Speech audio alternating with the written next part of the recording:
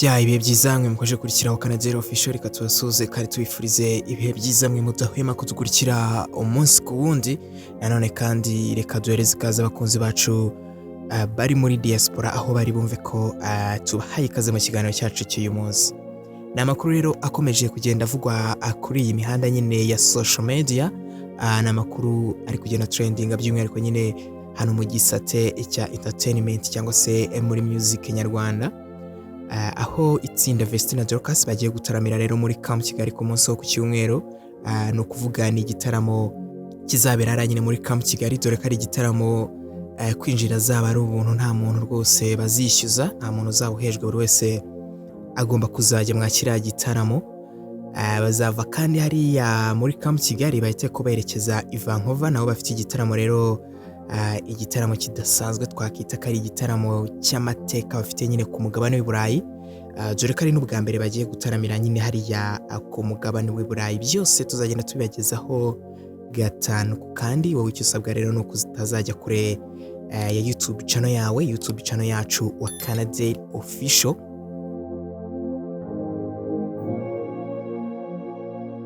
Mu gisate kandi nyine cya music nyarwanda by'umwihariko nyine hano Muri Sekira, umuhanzi Papi Cyangwe yagaragaje umukunzi we ndetse n'umwana we muri rusange, nyine no kuvuga yagaragaje ko nshuro ya mbere Famille ye yahoraga bivuga mu biganiro ko afite Famille, abenshi ugasanga ntago bari kubyumva, ariko ku inshuro nyine yamaze gutangaza ko ndetse anashyize n'ukuri hanze kose nyine eretse n'amafoto nyine abakunzi be agaragaza ko afite Famille rwose, dore ko n'umwana ari mukuru by the way.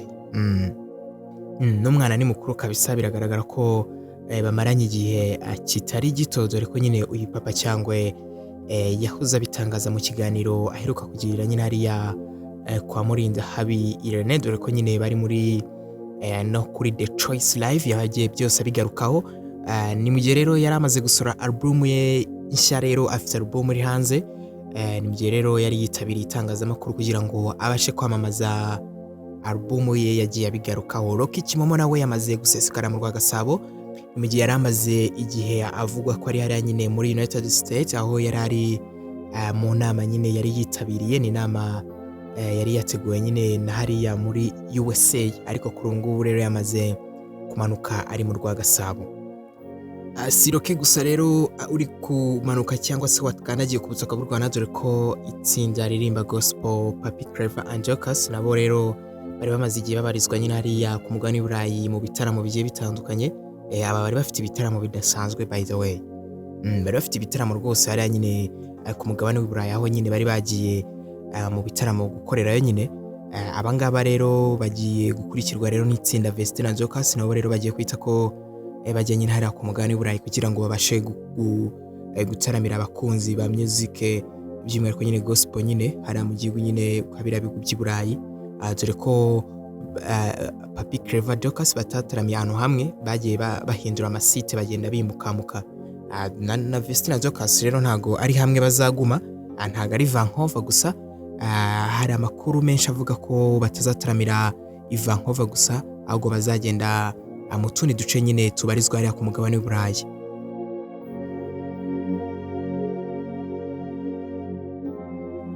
Birumvikana rero abazataramira nyine mu duce tugiye dutandukanye hariya nyine ku mugabane w'i Burayi.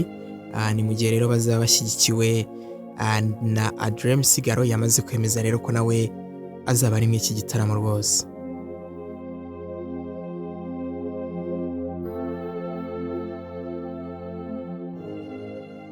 Mu ruganda rero rwa industry amakuru ari kuvugwa ni menshi cyane agiye atandukanye, dore ko n'umuhanzi nyine Adebene ndetse na Pamela ntago bakiri kwarizwa hano nyine mu Rwanda, dore ko bari hanze y'igihugu nyine aho bagiye gushutinga indirimbo yabo. Nyine ni indirimbo zigera kuri 2 Adebene yagiye gushutinga, dore ko benshi batangiye kwibaza bati ese harimo indirimbo yewe na Israel Mbonye.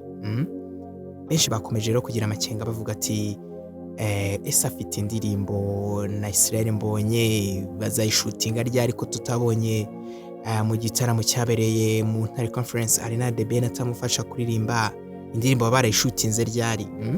Benshi rero bakomeje kwibaza ku iki kintu, ndetse bikomeza no kubacanga nyine baravuga ati ubwo Adebene yagiye gushutinga akaba atajyanye kandi na Israel Mbonye rero birashoboka ko indirimbo zabo zishobora kuba zaranarangiye.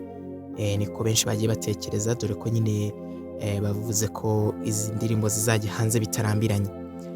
The Ben rero na Pamela nyine bari kubarizwa hariya aho bari kuvuga ati kwa kiriya kirwa nyine aho bari kwishyura ijoro rimwe asaga ibihumbi 300, ni ukuvuga nyine ku ijoro rimwe dore ko yajyanye nyine n'umu director ukomeye cyane hano mu Rwanda, Director God, akaba ari we rero kubafasha gushutinga nyine izo ndirimbo zigera kuri 2 zose bagiye gufatira amashusho hariya. Ni amakuru menshi agiye atandukanye. Israel Mbonyi nawe ari hafi yo kuzuza aba subscribers 2 miliyoni, akaba umwe mu bahanzi b'abanyarwanda bazaba babashije kugera ku iki kintu. Ni mu gihe rero by'umwihariko nyine abandi bafite abasub barenze ni Afremax TV barenze 1 miliyoni, aho nyine ariko ari mu gisate nyine cy'imyidagaduro atari umuhanzi ku giti cye, ni ukuvuga umuhanzi ku giti cye uzaba wujuje aba subscribers 2 miliyoni azaba ari umwe mu Rwanda, azaba ari nyine Israel Mbonyi. Haraburaho ibihumbi bigera ku 10 ushobora kuza kureba n'iki kiganiro bamaze kugeraho. Icyo ngusaba rero ni ugukandira like ukanda subscribe kugira ngo amakuru yose meza agiye atandukanye ajya kugeraho 5 kuri 5. Nge mudasiba kwana, nita DJ Wakanda famous. Ndabashimiye.